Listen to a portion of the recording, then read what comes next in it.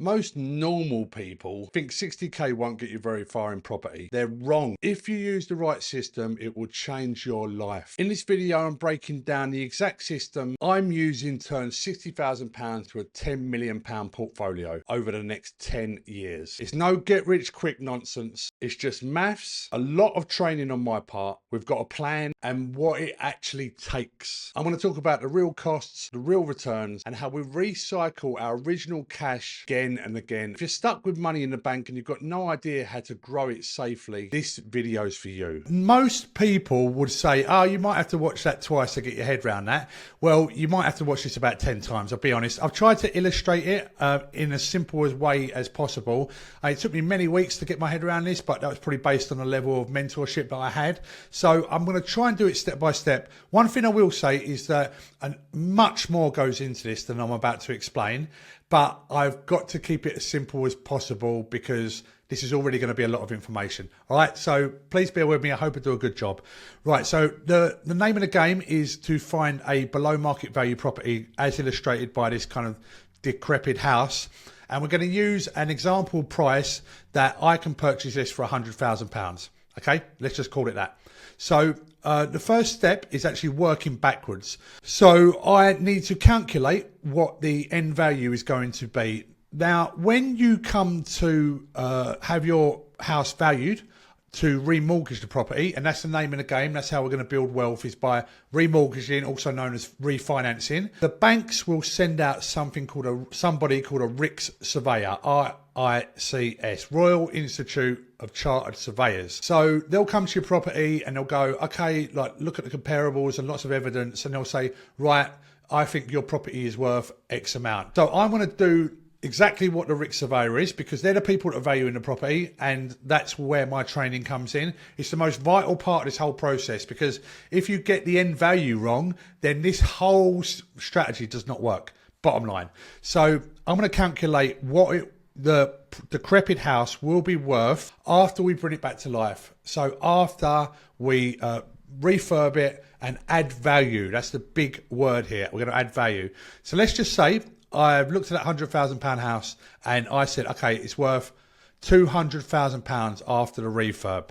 Right, that's kind of step one. So the next part of the process is I calculate the fixed costs. So the fixed costs are things that we can't change. They are your legal costs, so your stamp duty and solicitor's fees. Your holding costs, that might be a new term. I expect it will be. Holding costs are the costs from the beginning of the purchase, so when we get the keys, to when we remortgage the property. That includes council tax, insurance, your utility bills. And if you've got a 6-month refurb, that's all obviously going to add up. Surveyor's fee, and then the total of that is £10,500. There are variables, and it depends on, we'll take it by a property like basis. But variable costs might be something like the auction fees. Most properties of this standard do go to auction, and a full surveyor's report. What that means is that we identify signs of structural movement, we might want to do that. I generally stay away from properties like that, but occasionally an absolute gem comes up where you're going to do a full surveyor's report. The next step is I would use one of my builders, and the important thing is that which we'll talk about again in a later video, is that you want to find the right builder for the right strategy. Again, I'm not going to go too deep into that because that's a subject by itself. I figure out the build cost, and let's call it in this case that £24,500 to get this up to the standard where we can hopefully get £200,000. Okay, so it's a £100,000 house at the moment with your fixed costs of £10,500 plus your refurb cost of £24,500. You haven't got to remember this. I'm going to do it all in a minute. The end value is 200 grand. Fixed costs are this, build cost, the total cost there are £35,000. If we look at the end value, as mentioned, the banks are going to give us the remortgage. Now, they don't give us 100% of what the end value will be, the £200,000, because they want some skin in the game. Yeah, they want some security, much like you give a deposit for a property that you buy.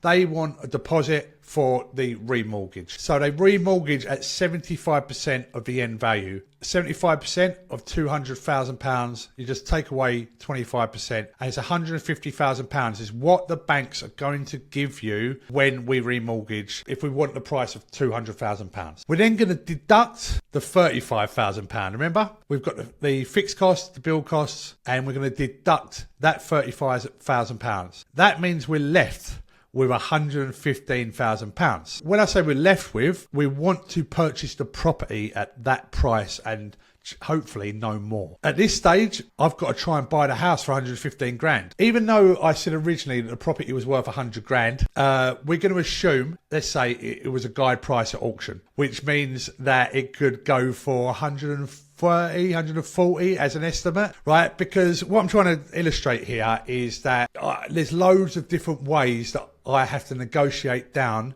the price to get it for the number that we want. I can't always get it exactly spot on, I'll be honest, but I do my best. And there's, again, a whole another tutorial series would go into that if I was teaching you. But let's just assume that I get it for 115 grand. So the house is bought for £115,000. Then we spent £24,500 on a refurbishment. And then we add up our fixed cost of £10,500. Those are all your costs. That includes absolutely everything that you would spend, including my sourcing fee. And the total that you have invested is £150,000. Because we're going to remortgage again at the 75% of the end value, the banks are going to deposit £150,000 into your bank account when you remortgage. So basically at this stage, we're going to repeat the process. You invested £150,000. All of the costs come up to £150,000. But you got a house worth £200,000. So then the banks give you £150,000 back. There's a mortgage now on the property. You have all 100% of the money back that you initially invested. So you can repeat the process. Okay, we find another property, we do the same thing again, and this is called the BRRR strategy. Okay, a lot of R's there. Right, let me quickly explain if I can zoom out. Basically, the BRR strategy stands for we buy it below market value, we refurbish it for the refinance, okay, but we need to keep the cost down. It's a specific type of refurbishment, and then we're going to refinance and make sure the banks give us 75% of new value after we have uplifted the value. This is important because when you can't just take a property and just remortgage it and refinance it, because surveyor, the RIC surveyor, knows exactly what you paid for it, what it was before. We've got access to all this data. So you need to show an uplift in value. It's very important, to be honest. The next R is rent, to pay the mortgage and give you some cash each month, and then repeat. Buy, refurbish, refinance, rent, repeat. There's different names for it, but we'll just call it that. And then again, we're going to repeat the process. You're recycling your cash. In an ideal world, you could just go on and buy literally unlimited amount of properties if it was done correctly. However, at this stage, you're going, I could only spend, normally I would have to put in a deposit for every single property I buy. So if I buy like 10 properties, that's 10 deposits, 10 legal fees, 10, it's low. Like, how can I just spend one investment and buy 100 properties?